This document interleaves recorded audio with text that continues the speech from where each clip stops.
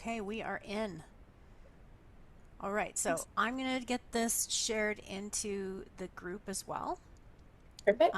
So while I'm doing that, it'll look like I'm distracted and not paying attention. Why don't you introduce yourself, Sydney? And actually, I think that you should start with how you can talk from a place of, knowing and understanding, even though you look so young to be dealing with perimenopause. Yeah, for sure. My name is Sydney. I'm a registered behavior analyst with a company called Anchor Rehabilitation Support Services. So, primarily, my goal is to look at how we can use behavior science to help and benefit people in all aspects of life, kids, adults, families. Specific to perimenopause and menopause in particular, I actually have some personal experience with this topic due to some health concerns that I had a few years ago. I had an ovarian tumor that the symptoms actually mimicked a lot of the perimenopause and menopause symptoms, and some of the treatment that I had sent me a bit into perimenopause and was very similar to some of the strategies and supports that um, we do use when we look at thriving and managing menopause symptoms as well. So, both from a personal perspective and then being a behavior analyst, I had to kind of do a 180 and figure out how to not only approach it from the health and personal side, but also how I can manage my own behavior and figure out some systems that actually work to help me move forward with some positive health outcomes. Yeah, and I love that, I gotta say, because I'm a musician, and so practice and training and what you're doing and how you're spending your time, that's all really important, and that's one of the things that you can control. I was just doing a session with someone last week, and they're really focused on their partner and what their partner's doing or not doing. And, it's the same thing with symptoms. If you're just focused on the symptoms all day, you can end up being really, really unhappy. Whereas if you realize you're having a symptom, like say you're having fatigue, and then you have a plan of what you're going to do to help yourself with that fatigue, other than just swirling back coffee, which only gets you so far. I like when we can take some control back in our own lives.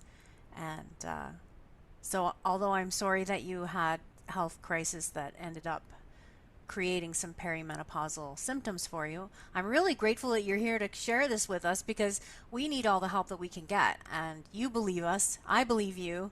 And so Anchor Rehabilitation Support Services is lovely. I'm so happy that you're here.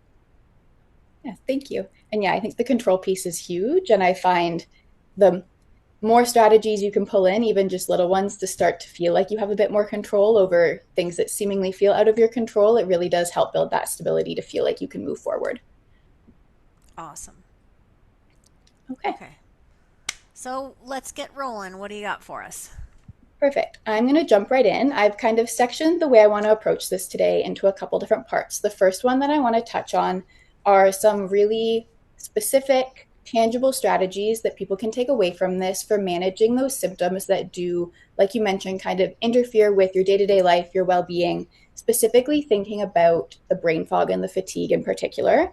I find those ones it's very easy to get into a cyclical pattern. You are feeling that brain fog, you're feeling that fatigue. It feels really hard to initiate a task, even if it's a task that makes you feel better or that you think will help. And how can we incorporate some strategies to help make those a little bit easier? The first one I want to talk about is how we can set our environment up for success. Everybody's home space looks a little bit different, but there's a few things that consistently worked for me and that I have found work kind of across lots of different people that I've chatted with. One of those is keeping your essential items visible and accessible. I struggled with this one at first personally because I am someone who in my house everything has a place. It needs to be organized, it needs to be away. But I was finding when I was dealing with really heavy brain fog and fatigue, if it wasn't right in front of me or it wasn't super visible, I was not going to access it and I was not going to use it. So for me, that looked like keeping a bin with my supplements and my medication right on my counter. And I got a little wicker basket and everything sat there. I never put it back on a shelf or in a cupboard. It was always exactly where I would hit it first thing in the morning and be able to use it. The next thing along with that was simplifying the environment. So recognizing that in the morning when I was getting ready, I went from having kind of all of my makeup and all of the things that I would use to get ready in the morning available to what are the core things that I need every morning. Can I leave them out again where they're visible and accessible so that there's less decision fatigue and it feels like there's less steps in my morning to get to where I need to go? And then the last thing that is huge, and again, it's going to be different for every person in how we implement this, but are using those visual and auditory cues for important tasks. And this was something that I found before even my health issues started wasn't something that I needed to use often. And I'm sure lots of women have felt the same. They were doing great. Their memory was not an issue. We hit those bouts of brain fog, and suddenly things you didn't even think you'd have to plan for or remember are suddenly kind of on the back burner. I could leave the house without my phone or my keys many times. That wouldn't have crossed my mind a year and a half ago. It doesn't have to be fancy. What I did is I had neon sticky notes and I had them in key places in my house. So before I left the front door, I would have a sticky note with just all of the things I needed to remember to bring. It was bright. It caught my attention as I was leaving, and it was kind of a quick check to make sure, oh, did you remember these things in the morning? Same with if I had specific things that I needed to pack up or put in the kitchen. Anything that I felt I was going to need a reminder in the moment went on a sticky note. Super easy. Also low waste or low management in terms of like you just throw it out when you're done. It wasn't a fancy system. It was literally dollar store sticky notes on the door. The other thing that I found super helpful is using something like an Alexa or a Google Home or even your phone for those auditory reminders. So I found time blindness went hand in hand with my brain fog. Mm-hmm. So I used to be really great at just kind of knowing, oh, it's been about 15 minutes. I need to go make sure I've taken my food out of the oven or I need to go let my dog out. I found that was super, super challenging all of a sudden. And it was just not something that I could will my brain into being better at. And it led to a really big cycle of like shame and guilt, particularly when I was trying to balance a job and medical appointments. And I started being late for things, which wasn't usually in my behavior. Setting things up like asking Alexa to remind me 20 minutes before I need to be getting ready to head out the door. And then again, 5 minutes before. And I pre program them in every week. I did it kind of one bout of needing to give a lot of effort to putting them in. And then it was something that consistently reminded me of those tasks that I had, to take the onus off of my brain for having to remember it. There were some days where I was able to remember it and I didn't need the reminder. But the Mm-hmm. key thing here was that I set it up for my days where I had lower capacity, knowing that it was going to help me be able to participate to the extent that I wanted to those days. And it was just an extra reminder on the days that I was doing great. Yeah, yeah. I just want to jump in and say, I say that I had one client who was like, I can't remember to take the lion's mane because often I like lion's mane. It's a mushroom. You have to be very careful with it. It could cause stomach upset. So watch for that if you decide to try it. But she couldn't remember, and I was like, just leave it on the table where you sit down to have your breakfast so that it's there, or where you make your coffee. So you're going to put it in your coffee. And she had a really hard time with that. I think for the same reason of wanting things to be neat and tidy and put away. It was very hard for her. And eventually she came to the conclusion that she just had no choice. She had to leave it out or she was going to forget.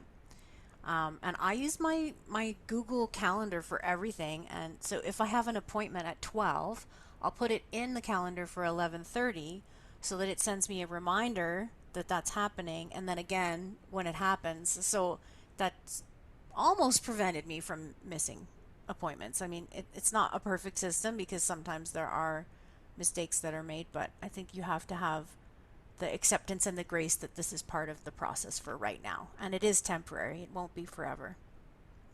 Yeah, absolutely. And I think that's a huge piece with that is that grace and understanding that things change. And right now, this is just a support that you need to be successful.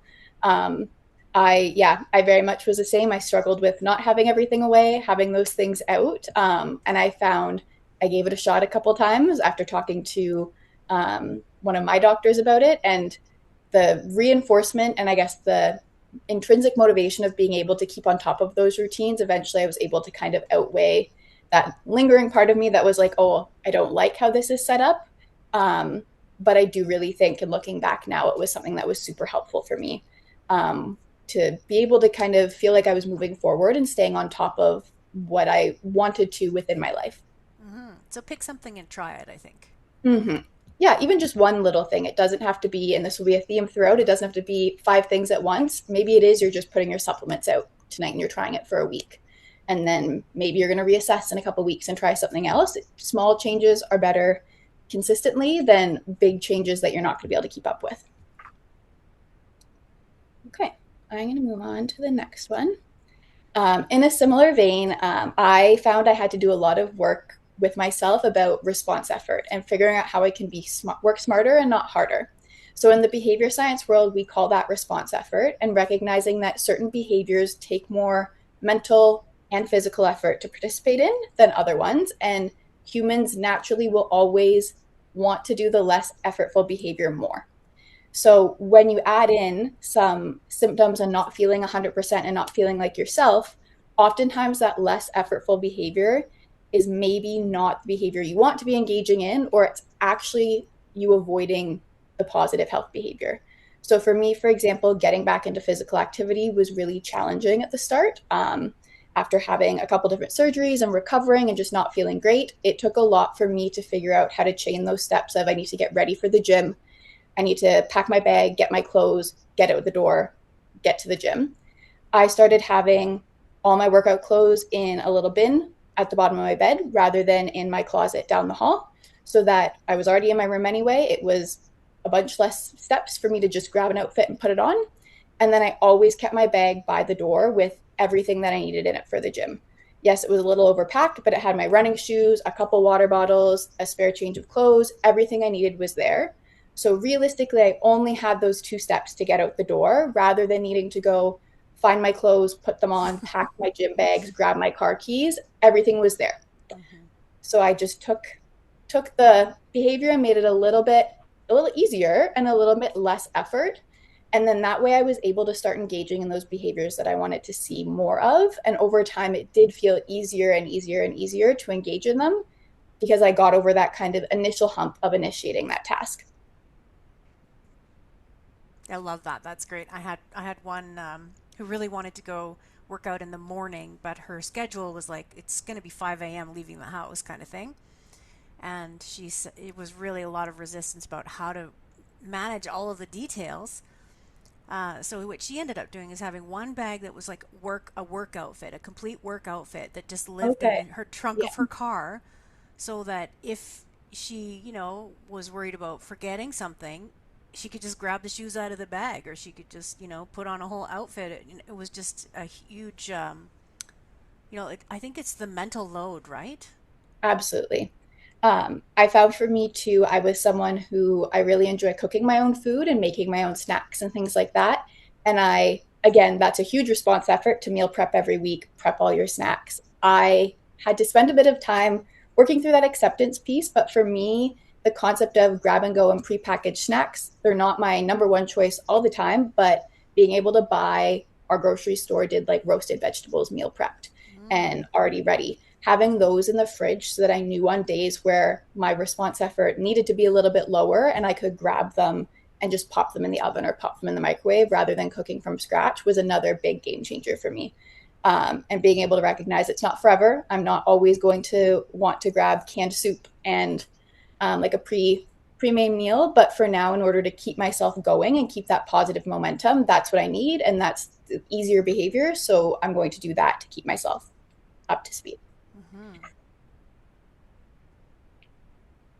And then similarly to that, linking them all together, I found it was really, really crucial. And in talking to other people dealing with health issues too, to make sure you're trying to plan for your day to day in a way that works for you. So this is obviously a strategy that we use with everybody in terms of behavioral management. But I found particularly when I was starting to have more symptoms, have more appointments, feeling a little bit like I was out of my own routine or my typical routine, being able to sit down and develop some repeatable, consistent routines that would work for me across all days. So planning for those low capacity days or those days I weren't feeling well in advance. So what are those morning routines I can build in when I know that I'm going to be at kind of a 4 out of 10 in terms of energy? Can I plan my days a little bit ahead of time? And can I include those easy wins within my day so that I still feel, even on my hardest of hard days, like I'm gaining momentum or being able to accomplish some things and feel like I am in the right place to keep going? The biggest thing I wanted to flag with this is that it really is going to be what works for you. I really struggled with this in particular, in that I would look at all these people planning, like have these beautiful planners with their whole week laid out. And I would buy a planner. I bought a very lovely planner last year because I was like, I need to map out all my appointments and all of the different things that I have going. And I'm going to track my symptoms in the same place. And I just couldn't stay on top of it. Mm. Where what I found, and it looks very similar to this picture that I put up on the screen, I found like these sticky notes at Walmart. It literally just broke down like morning, day, evening, and priorities on the side. And it was just one day at a time. I would fill it out the night before of, hey, I have these meetings at this time. Here's my actual like 2 or 3 priorities for the day. And anything else I needed to remember would go on there. And I just carried that sticky note with me everywhere. And I did not have my full 2 weeks or a month mapped out. It wasn't something that cognitively or behaviorally was supportive for me. I was able to do really, really well with having it broken down simple in a way that worked for myself. So, with that being said, maybe it is you have 2 or 3 days mapped out, or maybe you are doing what I do and you just have one. Meet yourself where you're at. You're going to be more successful keeping it simple and working with yourself than trying to force yourself to follow something that is not going to work for the structures or the routines that you are trying to build. I love that. The easy wins, and then keeping it really simple is important. Like, it would be great if we all thought that way, as far as being able to plan ahead for the whole year. I just did a business planning for 2026, and I have to be really gentle with myself because I've never done that before, and I don't think that way. So I have to keep coming back to what's simple and chipping away at it. So I love that idea of the sticky notes, like because you can just sit down and say, okay, I want to make sure that I talk to this person, I have this appointment and this appointment, and then you're less overwhelmed by all of the different obligations, right?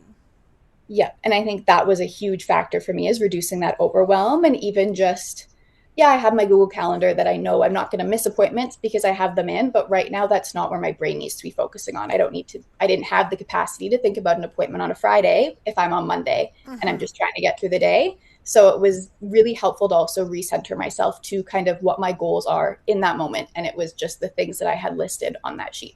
And then that would just be for tomorrow, right? So you could do that in probably 5 or 10 minutes at the end of the day. Yeah, absolutely. And I looped it into trying, even just like I'd go through and I'd write my med times on it, make sure my little supplement bin was set up, kind of like an end of day routine, Mm-hmm. to really set yourself up for the next day. Love it. And then this one is huge, and this will be consistent across everything we talk about today. But I really, really recommend rewarding those small wins.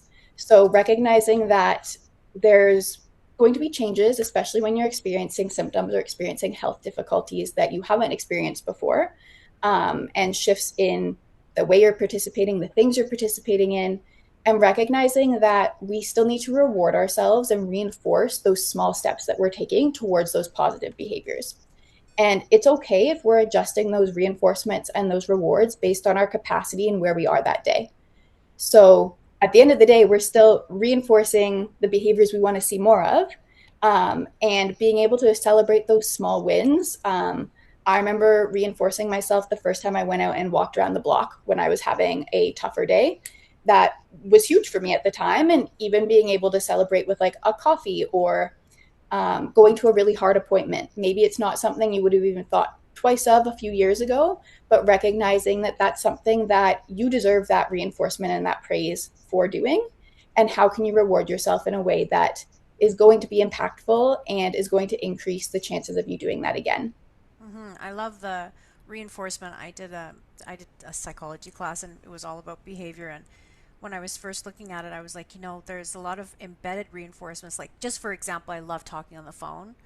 So Mm-hmm. if I have a really hard appointment, or I'm expecting that something might be difficult that I have to do, the the reward could be as simple as, I'm going to call one of my friends that I have told how nervous I was about this thing, or what I had to do was hard, and then I can celebrate with them on the phone. And the reinforcement is that I get to hear my friend's voice, and they get to tell me, how wonderful it is that I am making those efforts to take care of myself and how hard that is. And there's you just have to be creative about it. The one thing I just want to point out is it's not necessarily having a $6 coffee or a box full of donuts, right? Yeah. It can be something simple and not calorie rich. No, I one of my reinforcers in the last year too is my friend and I were watching Sex in the City, and we timed it so that every time we'd watch a new episode, that would be like my reinforcement after a hard appointment. So it Mm, also had that connection with my friend. She would come over, we would watch it. It was something that truthfully I could access at any point, so it wasn't time based in that, oh, I had my appointment at 12, now I need to wait till 8 to watch it. mm, It was there when I was done and needed it.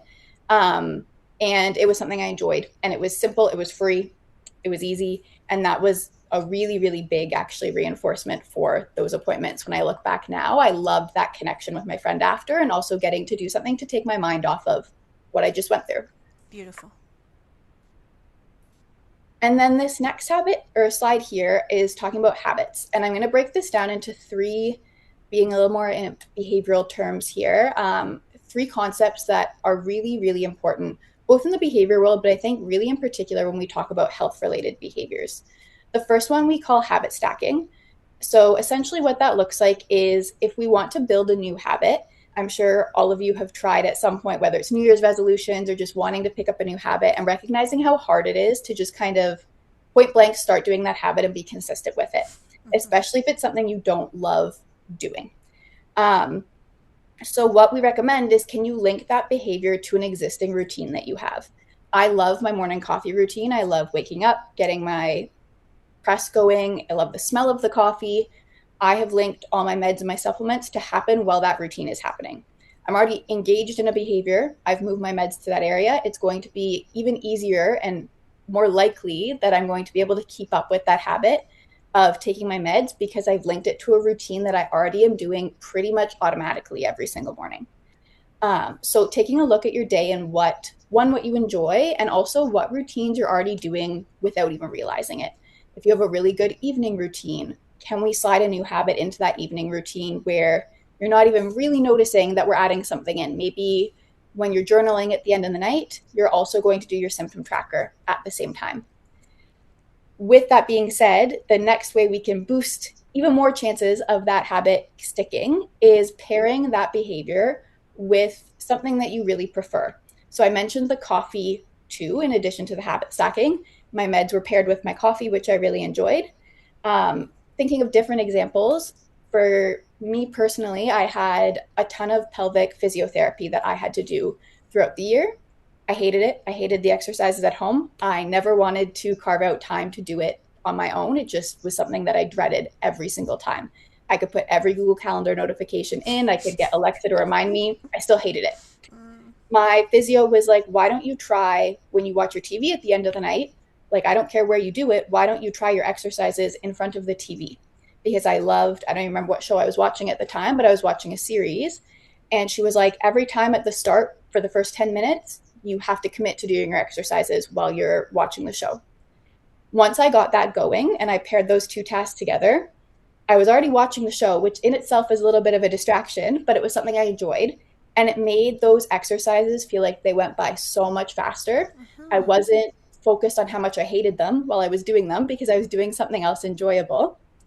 Um, and it just helped overall my mental well-being and approach to it, but also how often I engaged in it.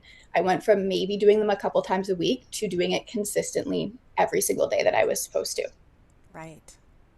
Within that as well, another big one too is, and bringing in that social connection piece, can a friend accompany you to an appointment? I had appointments I dreaded. I would bring a friend with me. We'd joke and laugh in the waiting room. We'd go maybe go for a walk, grab coffee after. It was a necessary task that I hated doing, going to those appointments, but I got to bring a close friend and have that connection piece as well. And it made it so much easier and so much more preferred and positive for me to engage in. And then that last one is what we call competing behaviors.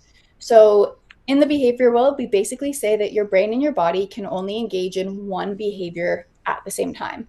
It can't engage in two of the same behaviors or the two behaviors that take the same kind of cognitive processing and Hmm. physical actions. So What that means is that if we are trying to stop a behavior, say we're trying to stop um, specific, like snacking on junk food, for example, it's going to be much less effective if you stop cold turkey than if we figure out a competing behavior for you to engage in at the same time that will stop you from being able to eat the junk food. So, what that might look like is maybe we're making healthy snacks like grab and go, they're easier to access than whatever junk food you're typically snacking on. Maybe we're having chewing gum easier to access before you even reach the junk food cupboard, and now you're chewing gum or you're having a sparkling water or you're having a healthy snack instead of reaching all the way up to access that junk food that you've put in the top cupboard. Basically making those behaviors that you want to engage in, linking back to response effort, a little bit easier for you to do at the same time rather than eating that junk food or doing that behavior that you want to get rid of. Yeah, that's great. As a musician, again, with the habit stacking, you know, the challenge is to get students to practice. And if you link it together, and that's kind of like, you're going home after school and you're having your snack, and then you practice. Mm-hmm. When you find ways to do it, or you practice just before bed, or you practice first thing in the morning. And that really helps you to remember to practice to make sure that you're not getting behind on something. And because you're already going to, do your bedtime routine, if you're trying to floss your teeth, you just have the dental floss out there right beside your toothbrush, and you're more likely to remember to do that. So these are really simple concepts, but important to keep in mind, I think, when you're struggling with your habits and trying to figure out how to get into working out or eating less junk food or I like the competing behaviors. I haven't heard that one before, but you're absolutely right. If you're chewing gum, you're not going to be also eating chips. Yeah, absolutely. Um, and I find too, this was something that was a big mental reframe on my part too. I think I said a lot to my friends when I started having my health issues that it almost felt like I had this new full-time job in addition to my life of figuring out like appointment schedules, my tracking my symptoms, all of these things. And my friend reminded me one day that I did have routines and I did have habits prior to starting to have these symptoms and these health issues. And it was more of a matter of almost remembering those and being able to slip these new behaviors like habit stacking into those existing routines that I had rather than approaching it like you're trying to reinvent the whole wheel. Mm-hmm. Recognizing that how can we build on what you already have that's working for you than feeling like you have to start from scratch. The next section that I want to build into now that we've gone through some tangible strategies is the concept of self monitoring, specifically from a behavioral perspective. So, when we talk about self monitoring, it can be for a range of different things, particularly when we look at health behaviors. We want to use self monitoring to identify patterns. The purpose of this being that we want to identify patterns in our behavior, symptoms, coping strategies. We'll go over some more examples in the next slide.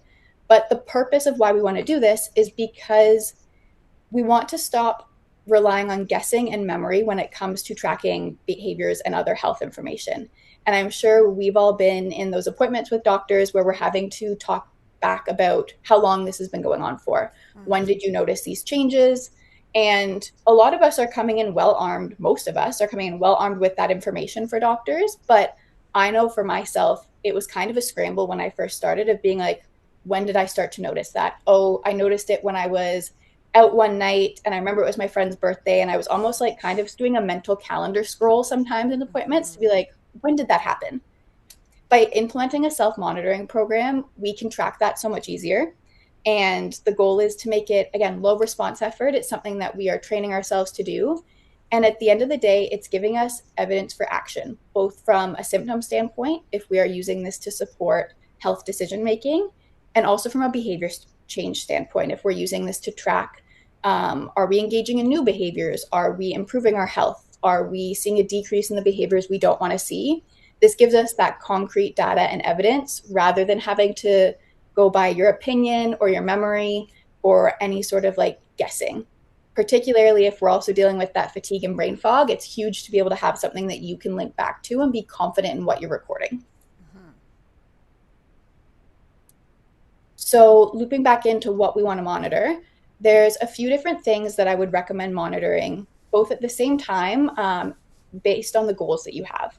So, in addition to those desired behaviors that we want to see, so that middle point, coping strategies, self care, physical activity, symptoms, whatever it is that is what you are zoning in on, we also want to look at those behaviors that happen right before and the context that they're happening in. So, most of our self monitoring trackers that I use with my clients incorporate things like time, sleep, meals, overall stress level.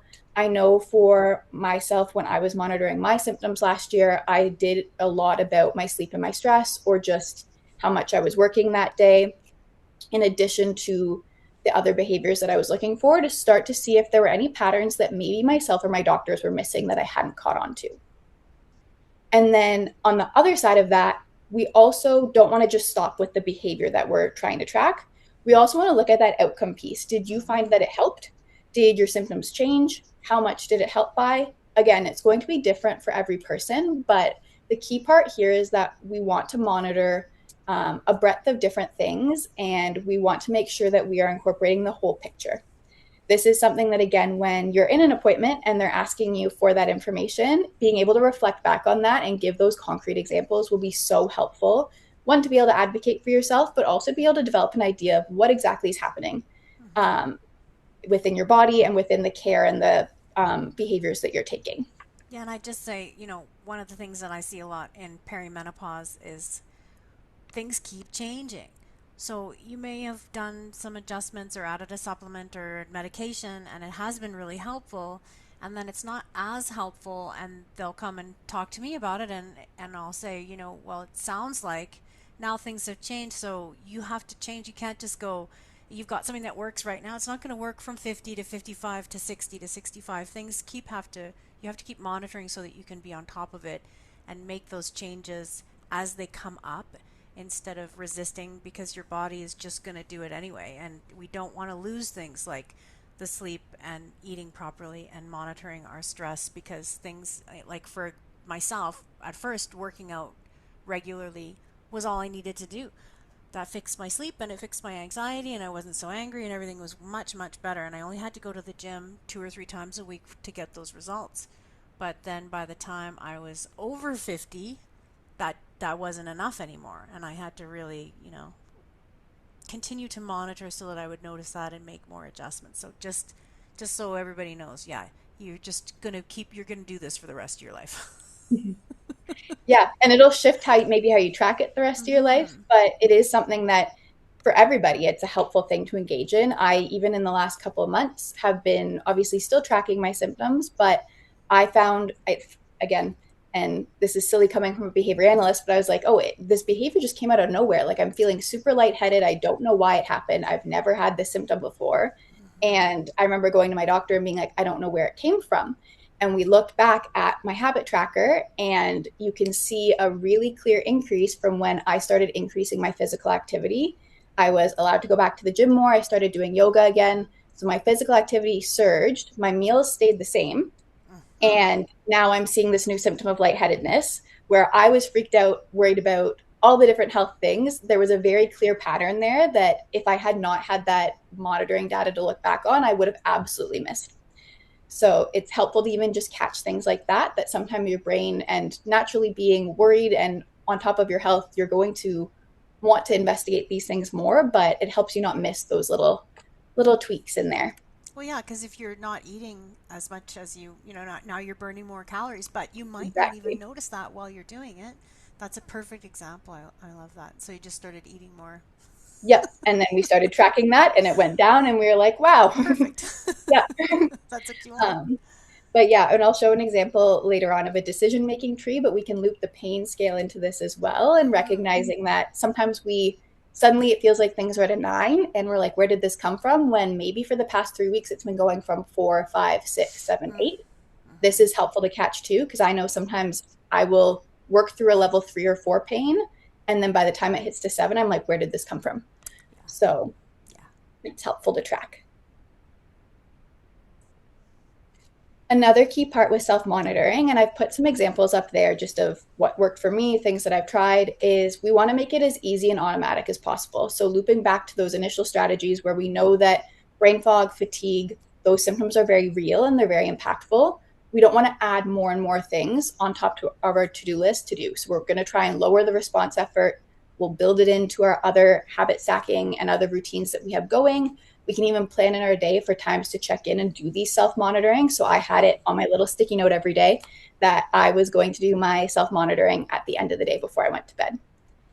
We, again, the simple, less effort, more likely to stick. And this is another place where, whether it's sticky notes, whether it's 50 reminders on your phone, do what you need to do to make sure that you are putting those cues in for you to engage in it. I had 5 reminders on my phone that I needed to log on to my Natural Cycles app every day to put it in. I figured out the reminder worked best when I was laying in bed about to fall asleep because I'd be scrolling TikTok. And then suddenly I'm getting this reminder that, hey, you haven't done your tracking yet. Maybe I did that day and I just ignore it, but most of the time I hadn't. And it was a good catch before I went to bed to make sure that I was doing it. It can be as simple as literally a sticker chart. At one point, my friend had made me, like, it was a piece of construction paper, and she got me little like fish stickers that had little like good job, A+ on them. And I got a sticker for every single day I was recovering after one of my medical procedures, and I did the task that I had planned in my day. Super Beautiful. easy, probably took like 2 minutes to make. That in itself was reinforcing because it was fun to do. And it was just like something silly that she added in, but it was something that I could also look at and be like, okay, I can compare that to some of the other behaviors and data that I have going on to help inform my progress. And then also things like Apple Watches, people have water reminders on their phone, really whatever, again, was working for you before you started experiencing symptoms. We don't have to get rid of that. We can build off of that Mm-hmm. um, and build up from there. If you're already wearing an Apple Watch or you already have a iPhone or an Android, those are tools. Let's figure out how we can optimize those tools to work for you.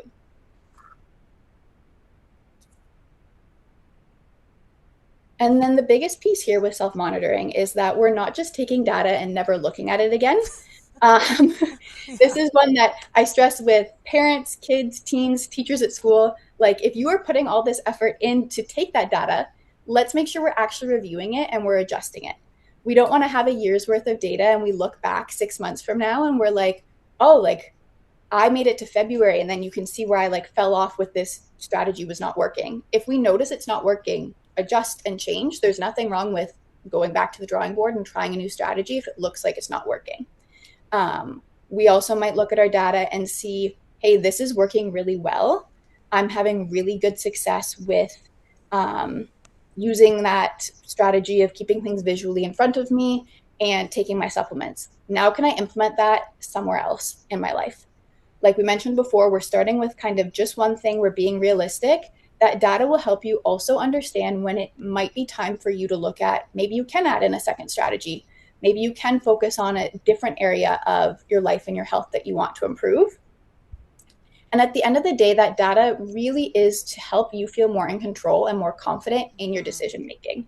This is data you can bring to a doctor's appointment. You could bring your sticker chart or you could bring your iPhone reminder sheet that you have to your doctor or to whoever you're working with. And that data can help back you up when you're like, hey, I'm trying this, this is not working. Or hey, here is the behaviors I'm doing and the symptoms that are following when that happens. It really is, again, to help you advocate and feel more in control of your health. Yeah, I have heard that from like I like My Fitness Pal, but there are other apps for working out and tracking your macros and calories. But with a lot of us as we head towards post-menopause, somewhere in there we end up maybe having more belly fat. I'm at that point right now myself. So all of the things that I have been doing aren't working to the same level in the same way. And the doctors will often just say, well, cut more calories. And you know what I mean? So I have had women talk about going in and having that evidence to say, look, here's my thing. And you can see what my chart says here, like what I've been eating. I've been really good about the calories and the macros look really good. There's nutrient dense food. I'm not eating a lot of junk food. There's exercise 3, 4 times a week. And then have the doctors finally be like, oh, well, wait a second. Something is, Yeah. something's going on here. So having that evidence is really important. And this also makes me think about that all or nothing thinking. Like yesterday, my husband came home and he was like, I did have a plan to go to the gym and work out, and I just don't have the energy to do it. and so I'm not going to do it. And he's very much, he's a go-getter. So I said, well, why does it have to be all or nothing? We have weights here. Why don't you just do a little bit of weights, or we could go for a little walk. Like, let's do something else and keep moving, but not have it be like throwing the baby out with the bathwater just because the day didn't turn out the way that you thought. And, that's about just making those adjustments. And sure, he'd like to do a heavy weight training, but it's not going to happen today. So he did a little bit of weights at home and he felt much better. So don't be afraid to adjust as you're going. Absolutely. And I think one of the things that I found was helpful with seeing my data too is that I was all or nothing in the sense that if I really couldn't engage in something that I was tracking that day, I'd feel horrible. I'd be like, I Yeah. wasn't able to do it. I'm the worst. But when you look at it over a week, a month, however long you're tracking for, that one data point is not the be all end all. When we're looking at the trend, if you are still making those positive steps forward, it's okay to see those little dips. We're still working in the right direction. And I found that was super reinforcing for me to see as well, that even if I did struggle one day, maybe I wasn't able to do my PT exercises one day that I was tracking because I was just in too much pain or I Too was too much pain. Yeah. fatigued. I came back the next day, I did it. It really, in the grand scheme of things, did not drastically impact my progress. So it is a really helpful just to see your own data tracked out. I find is really reinforcing and really motivating to keep engaging in those behaviors. And then linked to that, in terms of we're monitoring these behaviors, we're trying these strategies, I think naturally a lot of us go into that goal setting mode. I know I'm someone who has probably more goals than they should going at a given time. And I found, again, hitting on these themes that have been coming up throughout our talk too, there was some adjustments and some mindset shifts that I had to make in regards to goal setting when I was also experiencing symptoms or starting to um, head into that perimenopause phase where my body was changing. My abilities some days were different than others. And I found it was super important, and behaviorally as well, it's super important to make sure that the goals that we're setting support you where you're at. So, in saying that, your goals should be clear, specific, and measurable. And they should also be achievable, or at least starting with achievable steps. So, I was not going to turn around and say, I'm going to run a 15K after not being able to work out for a year. Mm-hmm. I'd love to be able to do that. I'm not saying it's not a pipe dream down the road, but that's not my goal right now because I know it's not achievable. And when something's not achievable, it's not going to be reinforcing to engage in. We're not going to be motivated to engage in these little steps to get there. We want to make sure that we are picking something that we can meet and that we can work towards in a way that is going to be supportive and not burn us out in the process. Right. Yeah. With that being said, we also want to make sure that we're focusing on those behaviors, not on the outcomes. So I know for me, and I'm sure for a lot of people who are experiencing different symptoms and health challenges as well, it's so easy to want to say, like, I'm going to look up and do absolutely everything I can to never have brain fog again. Like I'm going to do it. I'm going to be that person to read all the books, try all the strategies. Like my goal is to not have brain fog. Mm-hmm. Again, not realistic. We're setting ourselves up for failure. What behaviors can we instead look at? I want to be able to, a big one for me was that I wanted to be able to work a full 8 hour day without needing to modify my day or take a significant break. That was a behavior that I could make clear, specific, and measurable. I worked on a plan with my boss that I was starting with 3 hours, 4 hours, 5 hours, and building up. And those were achievable steps for me. I could figure out what I needed to do to get myself there. I wasn't saying that I was never going to have brain fog or feel it again, but I was figuring out what I needed to feel like I was doing to kind of meet that need or feel like I was back to that overall goal that I wanted to have. Again, recognizing that an outcome like no brain fog is not something that's within my control. And then another point that was super helpful for me as well is recognizing that consistency is greater than intensity and it's more important. And I think we all fall into this trap, and behaviorally, we see it all the time where, especially when you're excited about a new goal, we come in right off the bat at 110%. Mm-hmm. But if we can only carry that 110% 3 days or once a week at 110%, and then we fall off the wagon the rest of the days, we're not going to make the progress we would see if we were doing consistent actions that were maybe a little bit smaller every day to get to our goal. So back to that brain fog example, if I had said right off the bat, like by the end of the first week, to my boss, like I'm gonna be working 8 hour days with no breaks. Like, don't worry about me. Like, I'm just gonna come in hard. And maybe I'm gonna prepare myself for those 3 days. I'm gonna sleep a ton before because I think as soon as I hit it, like I'm just gonna do it and it's gonna be great. And then the next day I'm so exhausted from pushing Mm-hmm. myself so hard that I'm actually not working at all. I Mm-hmm. haven't, not only did I not meet my goal, but I also have not been able to continue it in a way that's sustainable. Versus if I think, oh, I'm going to try 2 hours, 3 hours, 4 hours, whatever it is, with two breaks for 4 weeks, and I'm going to be really consistent with that, you're going to make significantly more progress because you're not going to have these peaks and valleys where you are really struggling or unable to engage at all and then coming back at it at 110%. Yeah, I hear that a lot from ladies where they're like, well, exercise and I should be weight training, so I'm going to join the gym and I'm going to do it 5 days a week. And I'm like, whoa, whoa, whoa, whoa, okay. Yes, to join the gym. Um, yes, to weight training. But, like, maybe once a week for a little bit and then twice a week. And then if it's going well, then 3 times a week. And probably that's lots, but active the other days. So the other days you're going for walks or you're going swimming. But start with just the one thing, right? Of Yeah. getting to the idea of getting to the gym so you get used to that and your body gets used to it rather than what usually happens if you do go too hard so we hurt ourselves Mm-hmm. or we exhaust ourselves or something else happens where someone in the family gets sick and then we don't make it to the gym the way we thought we would and now we're disappointed and spiraling. So yeah, really keeping it clear, and I love the focus on behaviors. I think that's kind of where the gold dust is, right? That's the part that we can control. Yeah. Yeah. And I think, again, that's a really big mindset shift. But I do think that, like you said, that is the key here. I'd love to be able to control all the outcomes and give you all the strategies on how you can change all those things. But at the end of the day, it's not something you can control, but you can control your own behavior. So let's start there and build up from there. And then I also find it's helpful to conceptualize goals almost as a roadmap for the behaviors you're engaging in. They set the direction, and it's also really important that you're connecting your goals to your own values and priorities. I found, particularly for myself, when I was starting to experience all these new symptoms, health struggles, I was on Google 24/7 looking up strategies, things you could do. People were sharing lots of things that I'm sure are helpful to them, and I'm sure they were beneficial. But if they weren't aligned with where my priorities were or what I valued, trying to get myself to engage in the behaviors to get to those goals, I wasn't going to be motivated to engage in it. So recognizing that you're not going to have the same goals as the person beside you or the person who may be experiencing very similar things to you because it's your life, it's your values and your priorities.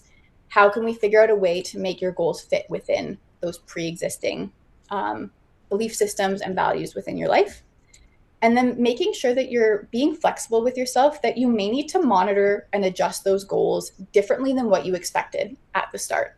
For myself in particular, I had a procedure in February of last year, and I had written out every single step that I was going to take to be in a specific position with my health by summer. And I got to March and realized that it wasn't looking like that was going to happen. And again, this is silly of me to say as a behavior analyst, but I refused to accept it. I was like, no, I'm just going to keep going. Like, I've written out my objective actions. Like, I'm going to keep pushing. And then I did get to the point, and truthfully, like, I made it longer than I should have, where I had to be like, okay, I need to adjust where I'm at. And I need to shift my goals to be at the place I'm at right now. There's nothing wrong with that.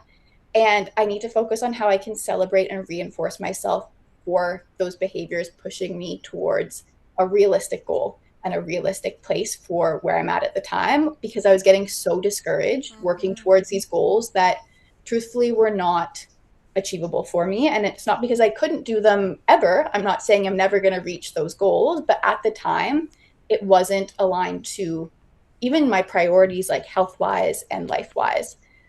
So I think that's really important, and particularly if you are reading all of the different things, all the different resources, even talking to lots of different professionals, that you are still keeping your priorities and your values in line with goal setting, because that is truthfully the buy-in that you need from yourself to be able to work towards them.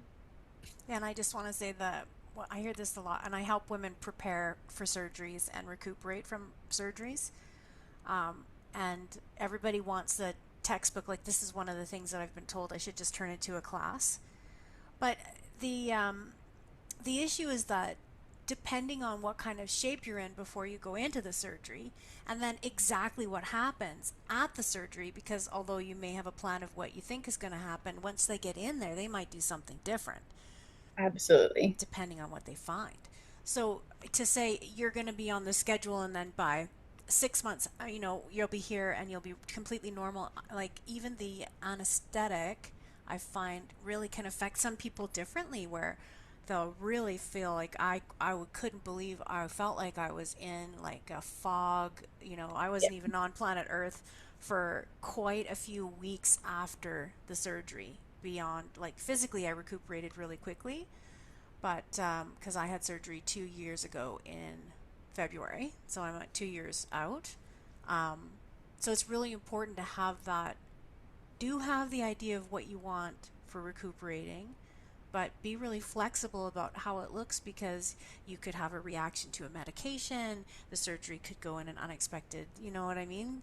There Hmm. might be a different stress. Maybe someone else in the family gets sick as you're recuperating, and that takes a lot of energy. So you have to be able to adjust, you know, every day depending on how you're doing. Have your plan, but then stay flexible. Yeah. And I think even when you're making that initial plan, looking back now, I wish I had given myself a little bit of grace when I was initially writing out those goals too, to be like, I'd almost, and I don't want this to be interpreted as like aim low by any means, but No. let's pick a goal that I think is actually very reasonable for me to achieve in this time.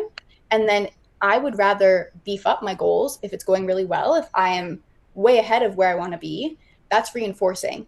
Having Mm-hmm. to adjust or trying to kind of white knuckle your way through something that's not working behaviorally is not reinforcing. It's actually punishing, and it's going to decrease you wanting to continue to engage in those behaviors.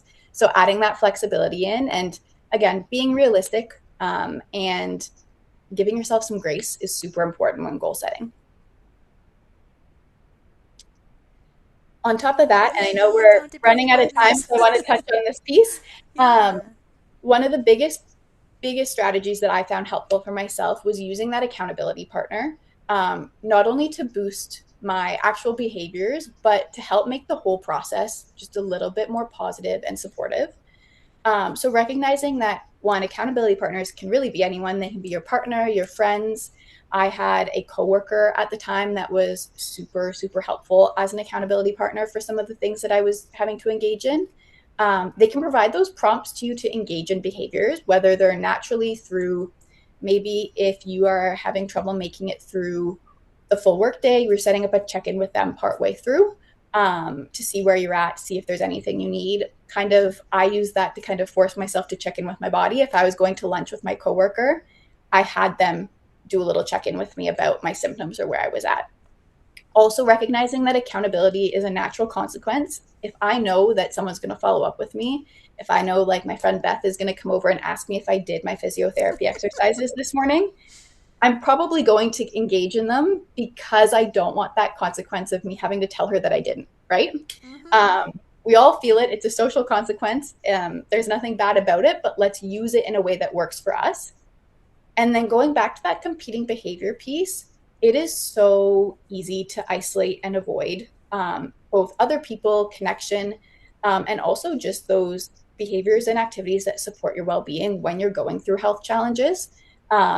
It again is the less effortful behavior a lot of times to just withdraw and pull back or avoid the things that are making you anxious.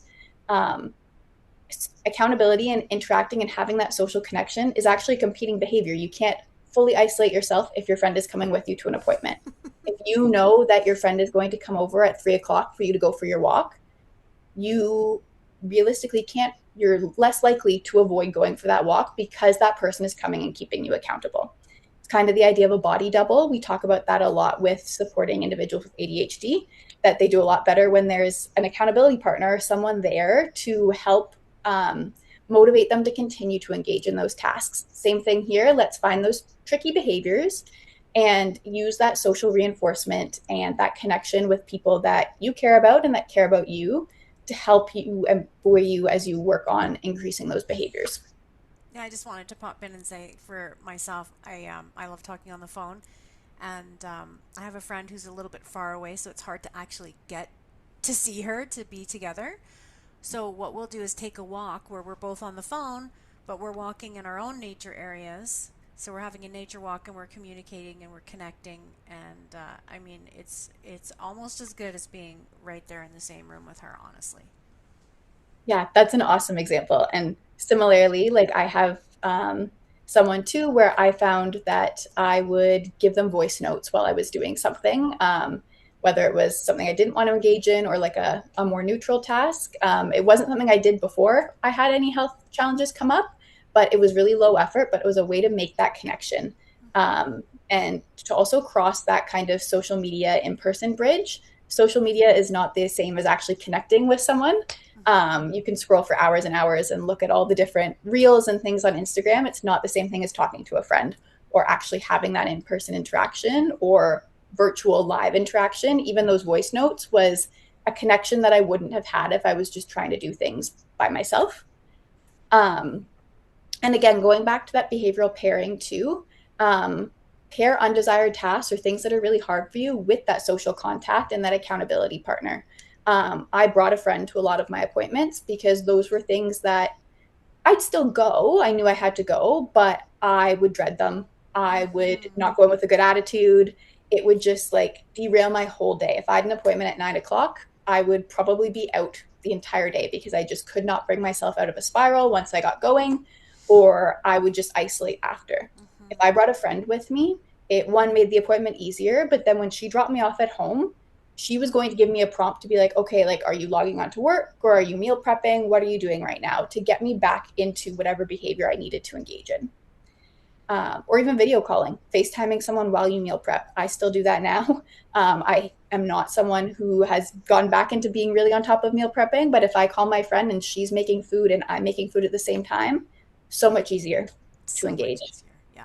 It doesn't have to be perfect. There were days where I would tell my accountability partner not to come because I was having like a 0 out of 10 day. Those happen, those slips happen. Having that accountability partner too helps stop those slips from becoming a trend of having 5 0 out of 10 days in a row Mm-hmm. versus having one and then they're coming over again the next day for that walk and you are trying again. It helps keep the ball rolling and keep the momentum going. And then the last section that I want to go through quickly is just using behavioral strategies to navigate uncertainty. And what I mean by this is that with perimenopause and menopause symptoms and these life transitions, they bring a lot of unknowns. Oh They yeah. bring a lot of anxiety. And overall, I think the biggest theme, or if I had to kind of describe my whole health experience in like one or two words, it would be like the loss of control Yeah. from start to finish. It just felt like everything was out of my control. And it was just thing after thing that I felt like I had no say in and I couldn't understand why it was happening. And I felt like I was just kind of like a passenger watching my whole health experience drive by. In hindsight, I do think there are some strategies that we can implement that will help make that feel a little bit easier. Um, One of the biggest things I found too, particularly, is that when we don't know one, what's next, but I also find in particular when you don't know what actions are going to help. And I think for a lot of these symptoms like brain fog, fatigue, any sort of like pain that isn't specifically linked to like a clear injury, Mm-hmm. not knowing what will help can be really anxiety inducing. It also feels like when you add in the fact that you can Google and get 20 different sites telling you different things, there's a lot of like anxiety and overwhelm. And for a lot of people, and scientifically we see this, is that it leads to avoidance behaviors because it's temporary relief. It's easier than having to put in that effort to figure out things that you might not even be able to figure out. That's when we're talking about that unknown. Maybe we don't know what's going to help clear that brain fog. If we had an answer right now, it'd be a very different talk because we could give you a clear solution. But it's very easy to fall into that avoidance behavior. However, that relief that you feel when you avoid an appointment or avoid engaging in physical activity or you um, do a behavior, maybe you do eat that junk food or you don't work on whatever habit that you had going, it's temporary relief. It's not a lasting solution. And when we look at what we can add in, maybe I can't, again, give you the answer for every symptom that you're experiencing and how to make it go away. What we can look at is like clear, consistent behavior chains and almost rules that we can follow to help navigating these situations, make them a little bit easier. What I mean by that is we talk about the concept in behavior science of a decision making tree. So, what this looks like is clear steps and rules for behavior. So, if X happens, I do this. Hmm. It breaks these situations into like small, consistent actions that are manageable for you. And they're typically actions that you can engage in. So, I'll show some examples in a second. But for myself, what I had a lot of within my experience is that I had to get really good at figuring out when my symptoms or when my pain were something that was expected or like expected within surgical recovery or within just kind of the conditions that I was dealing with and when they weren't. And I struggled a lot with figuring out, okay, I was really anxious about my health, rightfully so. I think all of us, when we experience these changes, that's our body again, not knowing what's going on, not having control. And I didn't know, am I doing the wrong thing by not going to the doctor? Am I going to the doctor too much? How do I know when to go and when I can manage it at home? Making a decision making tree really helps break that down because you can write out if these things happen, I will go to the doctor. Hmm. If these things happen, I will use a heating pad, I will take my prescription medication and I will make a note of it. And we can figure out how to break it down in a way that also builds in those supportive coping actions so that you feel a little bit more in control. So again, it helps you know exactly what actions to take. We're not able usually to resolve that problem. I couldn't make my pelvic pain go away by taking these actions. But what I could do is help myself feel a little bit more reassured that I was doing the steps that I had outlined, both with myself, with my doctor, whoever else you make this with. That is what was expected in that situation. I'm doing everything that I can, and that's in my control. And it also helped avoid those like impulsive or avoidance behaviors that may come up if you feel like you're unprepared for something or that you don't feel like you know what to do. Even like grasping for control, I felt like a lot of times at the start, I was doing things that in hindsight, were not helpful. If I had to sit down and look at some of the different strategies and even like things that I kind of came up with that I thought would help, they were not helpful. They were not behaviorally backed. They were not in line with my values, but I was so overwhelmed at the time that I was doing whatever I could to feel like I was doing something. And then this also helps reduce reliance on your memory or your opinion. So, particularly linking back to that brain fog, I would not have been able to tell you what I did for my pelvic pain 2 weeks ago Hmm. if I didn't have a plan because I would have just winged it and I would have had to go back and be like, did this work? I don't remember. So that's where we look at things like actually breaking down a decision making tree. This one is very fancy. You don't need to do this for all of it. I'll show you a simpler method on the next page. But this is one, let's look at pelvic pain. We classified it into three categories: that mild pain, moderate pain, severe pain. And again, maybe your pain scale is a little bit different. That was how I had mine broken down. If I have it and it's in the mild, there's the three things that I can do. If I am in the moderate, again, three things I can do. And it does tell me what to do if I'm having an emergency or it's severe. And it shows that flow. And then at the bottom, it just breaks down why this works. And it's a good reminder for myself, too, when I was looking at this to be like, oh, yeah, this is why I'm doing this plan. It's Hmm. manageable, it's keeping me on track, it's helping reduce that uncertainty. You can put it on your fridge, you can put it on your phone, wherever works for you. And then if something's happening, you can refer back to that. You don't need to have the cognitive capacity to feel like you have to create this plan from scratch every time. You know that if you're at a 7, you are going to contact your healthcare provider. But if you're at a 4, here are some things that you can do. And it will start to become a little bit more routine and a little bit easier to engage in that decision making rather than the big overwhelm or how much cognitive load it takes when you don't have a plan. I love it. I haven't seen this one before, but this is amazing. And you can do it. So this next one here, this is just an iPhone note. Like you could have this written on your phone. If you have a hot flash, I that was like the first symptom I started having, and I was just very taken aback by them. Like I just had no idea what to do. None of And my they're not friends had, funny. yeah, It kind of bugs me that people are making jokes about them all the time because it's really not funny when you're going through a hot yeah. flush. Well, and none of my friends had had them before. Like I was very much like I felt alone by myself and I didn't know what to do. So I had to write down like exactly what I could do. Again, I can't make it go away, but what I could do is give myself some really set strategies that will help make it easier. And again, if I find I'm trying these and you're like, this does not work for me, say I was like, the mindfulness strategy is just not it when I need to deal with it, I wouldn't keep it in there. I'd take it out. It's editable, it's modifiable. And I've given myself a breakdown of what to do in each situation. And even just to be able to look at that, if I can't even, like, if I can't stop it, I still feel a little bit more in control because I have that plan. Mm-hmm. So I did find that this was something that was a game changer for me. I picked kind of, I didn't have a decision making tree for every single symptom. I picked the ones that were impacting me the most.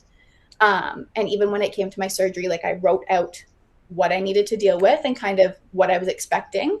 Um, Helped ease that anxiety. You can share it with friends, you can work through it with medical providers, whoever you're working with, but it gives you a bit of that control back, which I think is something that is so, so important when we're dealing with all of these changes and feeling like we're not in the driver's seat anymore. Yeah. Yeah, exactly. And yeah, that is kind of the bulk of what I wanted to go over with. If I can kind of leave with kind of one main point today is that you don't have to do all this at once. Pick No. one thing and start with it. Again, maybe monitor that one thing, see how you're going. And then when you feel like you can add in a second. Maybe the first one doesn't end up working for you, switch it out, but reach out to beyond just looking at your own behavior, look at your environment, your routines, your social network, and recognizing that you need to focus on those small, consistent wins and giving yourself grace in this process. You're not just overhauling your life right off the bat. We're looking for those little changes that can help keep you on the right path. Yeah, exactly. I love it. Awesome. And then I just have my contact information here if you're looking to connect further. I'm happy to share these slides though, and any of the resources and pictures that I shared in the slides I can pass along as well.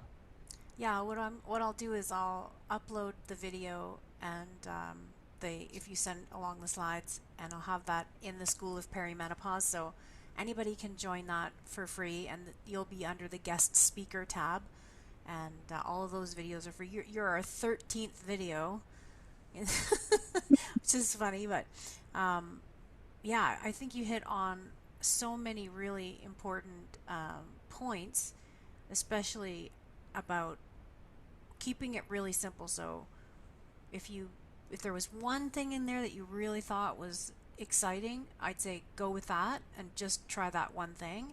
Like even if it was just, oh, I'm not using my phone. I don't have reminders in my phone. Maybe that's where you start, or just having the the tree idea of like what different actions you could take if the symptom comes up. If you have really troubling symptoms when they're being disruptive, right? Like brain fog is one that we find really embarrassing, especially if we've been at work or, and generally this hasn't been an issue for us. What is your, where are you going to go with that, right? So one of the things that I do is I'll just make a joke about it, right? It couldn't have been that important if I can't remember, and if it is important, I'll remember again. And sure enough, it comes back up, a few minutes later, and rolling with it. Especially hot flashes, I've really noticed the link with anxiety.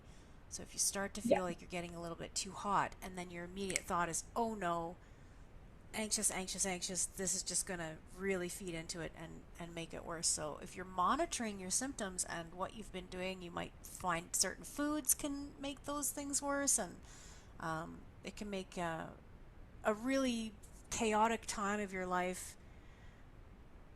become more Yeah. manageable.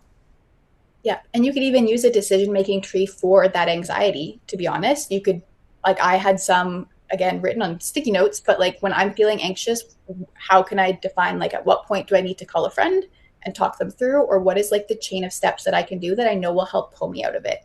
So maybe for me, it is turning off my phone for a little bit, like getting off social media, doing XYZ for my coping strategies. That tree you can use for really any challenge or anything that comes up within your whole like daily experience.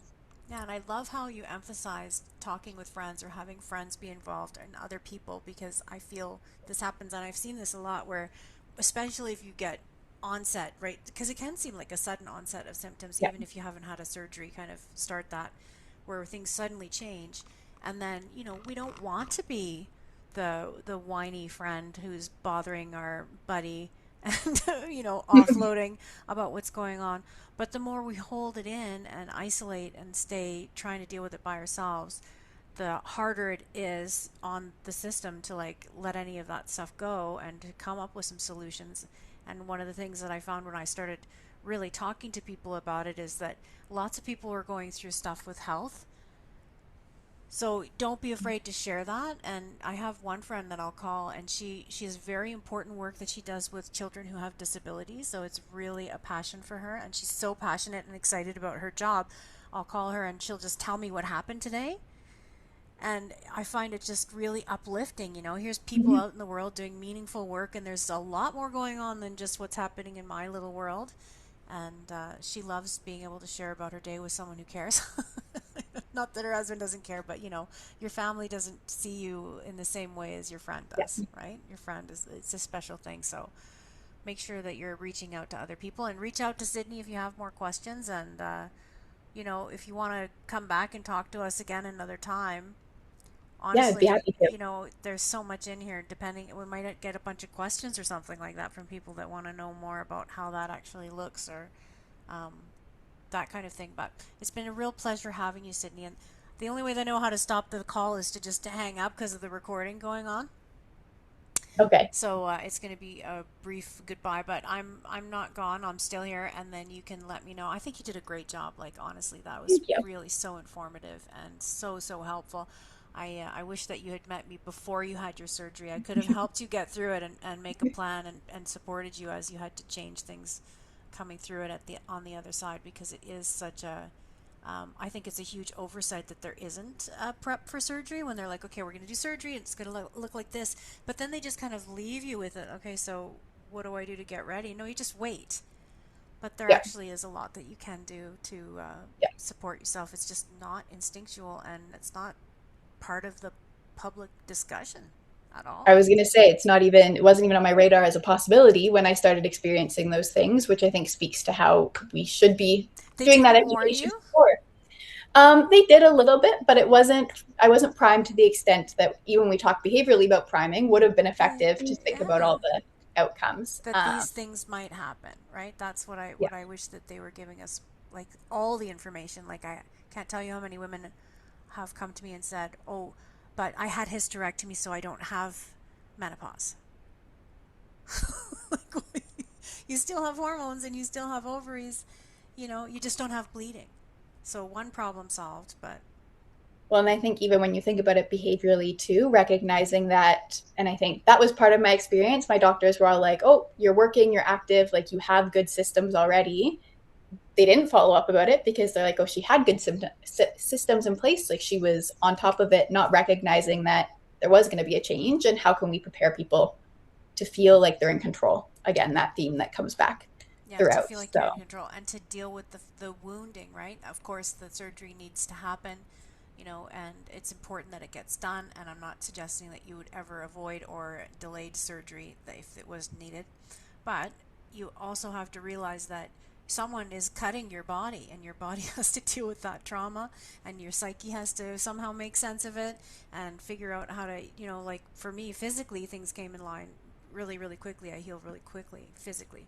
But mentally, emotionally, psychologically, mhm. spiritually, it took longer for me to get back to a good place. So I had to be able to give myself that time and the space to do that. Yeah, I'm recognizing if you are, a lot of doctors throw those lifestyle changes out in like a 20-minute GP visit and they're like, oh, do this, this, and this. But let's think about that more in a broad scale of like, if you are implementing those lifestyle changes, what do your patients and what do all of us need to be able to do that? So I think there's lots of ways you could take this and show that there's more needed overall. Much, But much more needed for yeah, sure. Okay, well, I'm going to hang up, and thank you so much for coming, and we'll keep in of touch. course. Yeah, thank you for having me. Thanks, Cindy. Okay, take care.